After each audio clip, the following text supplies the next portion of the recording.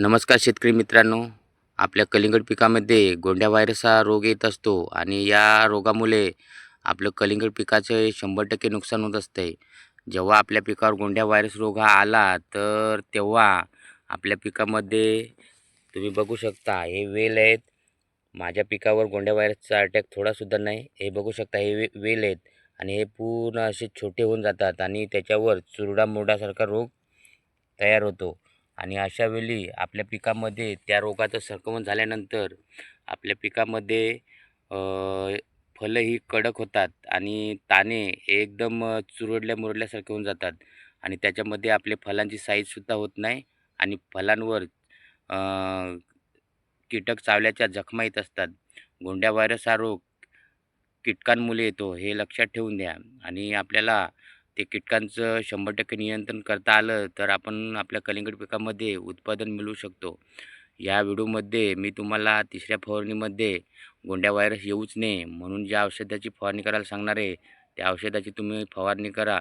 माझ्या पिकामध्ये त्याचे तुम्ही रिझल्ट तुमच्या डोळ्यांनी बघू शकता. एक नंबर रिझल्ट आहेत आणि माझा पूर्ण कलिंगड प्लॉट हा हिरवागार आणि पूर्ण जबरदस्त प्लॉट आहे.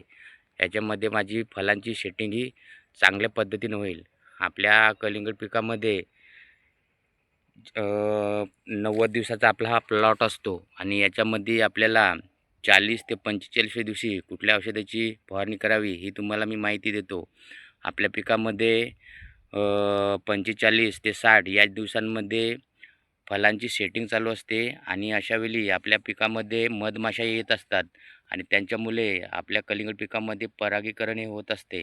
अशावेळी आपल्याला 15 दिवसामध्ये कुठल्याही औषधाची फवारणी करू शकत नाही आणि त्याच्यासाठी आपल्याला कलिंगड पिकामध्ये गोंड्या व्हायरस हा थ्रिप्स, पांढरी माशी, हिरवी तुडतुडे अशा रस शोषण करणाऱ्या किडींमुळे येतो आणि अशावेळी आपल्या पिकामध्ये फळ पोखरणारी कीडसुद्धा येऊ शकते. यामुळे 40 ते 45 दिवशी या औषधाची मी माहिती सांगतो ते तुम्ही फवारणी करा. याचं मार्केटमध्ये जबरदस्त नाव आहे. जबरदस्त रिझल्ट त्याचे आहेत.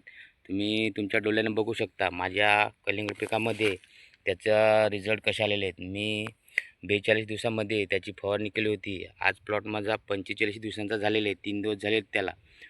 तर तुम्ही डिस्प्ले बघू शकता.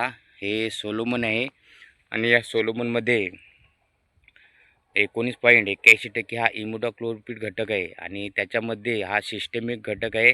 जेव्हा तुम्ही त्याची फवारणी करता तेव्हा तो पानांमध्ये अवशेषित होतो हे लक्षात ठेवा आणि आपलं रसचूस करणारे कीटक हे त्याच्यानं मरून जातात आणि त्याच्या जोडीला बीटा सॅल्युथिन हे केमिकल आहे. हे 8.49% आहे आणि हे किडीवर काम करत असते आणि त्याच्या जोडीला तुम्हाला 100% नियंत्रण किडीवर आलं पाहिजे म्हणून प्रोक्लेम हे औषध घ्यायचं आहे. प्रोक्लेममध्ये 5% इमामेक्टिन बेन्झोएट हे केमिकल आहे आणि हे किडी तुमच्या पिकामध्ये या औषधाची फवारणी करा. तुम्हाला त्याचे जबरदस्त रिझल्ट येतील.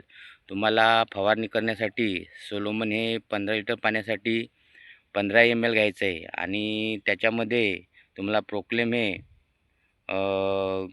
8 ग्रॅम घ्यायचं आहे आणि 15 लिटर पाण्यात त्याचं चांगलं मिक्स दावण करून 35 ते 40 दिवसांच्या पुढच्याच प्लॉटला याची फवारणी करायची आहे. तुमच्या पिकामध्ये कमी वयाचं पीक असेल तर त्याच्यामध्ये या औषधाची फवारणी करायची नाही. आणि एक महत्त्वाची गोष्ट सांगतो तुम्हाला, सोलोमन घ्याल तर सोलोमनमध्ये फक्त प्रोक्लेम हेच औषध घ्यायचं आहे. त्याच्यामध्ये दुसरं कुठलं किडीचं औषध हे मिक्स होत नाही.